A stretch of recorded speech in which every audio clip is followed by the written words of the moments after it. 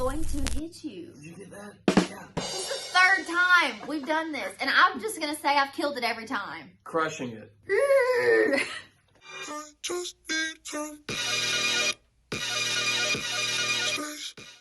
Hey, squad family. So grateful for all the students tuning in.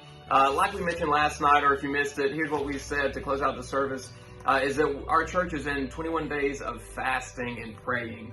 And we wanted to invite you along with us. So if you haven't already began that journey, then we want to close out these next 10 days with you guys. Yeah.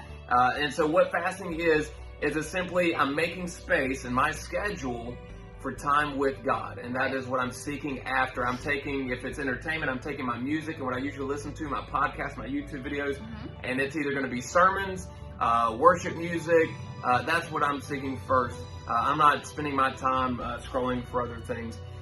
Or if it's food, maybe it's a Daniel fast that you're doing or something else like that. But that being said, what we're going to do is we're going to read through Matthew chapter 6 and go to Matthew chapter 9. Me and Marissa are going to alternate with Mark and Amber on giving a short devotional, 5 minutes or less, just kind of talking about that passage. And so today we're going to skip ahead a few verses and actually begin in where we stopped last night, Matthew chapter 6, verses 16 and 18. So that being said, Marissa, would you read those verses for us and then we'll talk about it? Sure. It says, whenever you fast, don't be gloomy like the hypocrites, for they make their faces unattractive, so that their fasting is obvious to people. Truly I tell you, they have their reward. But when you fast, put oil on your head and wash your face, so that your fasting isn't obvious to others, but to your Father who is in secret. And your Father who sees in secret will reward you. That's awesome. So in there, it kind of talks a little bit about how we fast, but it's really the heart of why we fast, not, hey, Josh, what do I do during my time? Which is really the point. Yeah, right? So for me, I like to have my study Bible, which it's larger. It's got information for context to tell me really what's going on and to give me a summary of those verses. So I usually have that. I've got my notebook to write down thoughts and things that come, observations that I see, and how I think God's speaking to me during that time. And a computer on my phone that I can Google BibleRef.com or Blue Letter Bible, which has different commentaries on those passages so I can understand it. So I have that set up. Then I pray, God, please give me clarity about, for what I'm about to read. And then I read it, and then I write down those observations and research it to see what is it I don't know about the culture, something that may be tied into that. So in this case, what I really appreciate about Matthew writing down Jesus' words right here is that Jesus acknowledges that God is unseen, right? Our Father but He sees what is done in secret that is also unseen, and He rewards that. So the point of this that we want to leave with you is your heart for fasting. Right. Make sure that your heart is to seek time with God, not simply to suffer and say that you suffered and struggled and, hey, here's what I'm doing and not doing now because I'm a Christian. That's not what it's about. It's about taking time to find and seek Jesus out and taking that time with Him to pray and read His Word. So anything else you took away from that passage? Yeah, when I was reading it, it made me think of a sermon series that Dad did a couple years ago called Audience of One.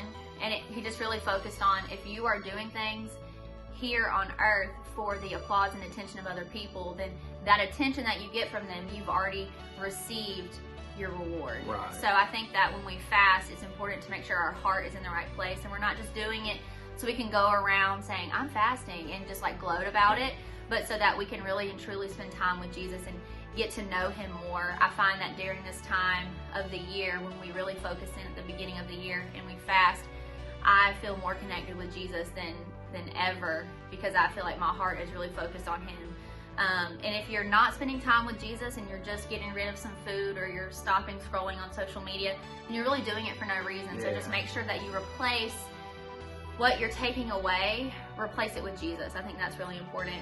One thing that I do in my journal when I'm journaling that I found really encourages me is I will use 2 different colors. So let's just say I use a black and a red pen, and in black I'll write my thoughts, my prayers, things I'm thankful for, things that are on my mind. And then in red I write things that I feel like God is speaking to me. And I know that's hard to decipher, but things that come to your mind that are good thoughts that are like, oh wow, that's really creative. I know that didn't come from me. So I usually would be like, that's Jesus like speaking that into my life. So I write those things in red.